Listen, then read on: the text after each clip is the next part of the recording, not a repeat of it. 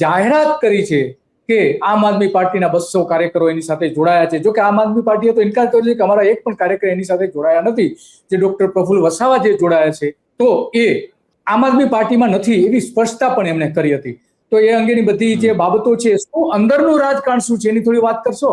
પહેલા તો ગુજરાતના દર્શકોને એક વસ્તુ આપણે કહી દઈએ કે ગુજરાતમાં હવે જે આંદોલનો થાય છે એની પેટર્ન બદલાઈ ગઈ છે. હવે ગુજરાતમાં કોઈ આંદોલન કરે ને તો આંદોલન શરૂ થાય એ પહેલા જેવું ખબર પડી જાય કે આ માણસ છેલ્લા ભાજપમાં જોડાશે. એનું તમે બધા ઉદાહરણો જોઈ લો.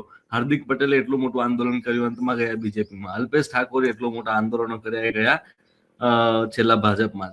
હવે એની જ આ એક કડી છે અને એ કડીના ભાગરૂપે પ્રફુલ્લ વસાવા જે ડોક્ટર પીએચડી થયેલા છે અને રાજભાઈ કે જેઓ વિદેશમાં ભણેલા છે એ બંને પણ ભાજપમાં જોડાયા.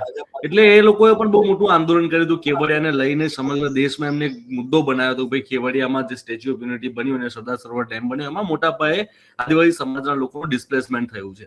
એને લઈને એ લોકો લડતા રહ્યા અને લડાઈ જબરજસ્ત આપી હતી. એવું નથી કે એમને કોઈ કચાશ રાખી હોય, એવું પણ ન હતું તે વખતે. તે વખતને જોઈને સ્થિતિ જોઈને એવું લાગતું ન હતું કે આ લોકો ક્યારે બીજેપી સાથે જોડાશે, કદાચ કોંગ્રેસ સાથે જોડાય, આમ આદમી પાર્ટી સાથે જોડાય,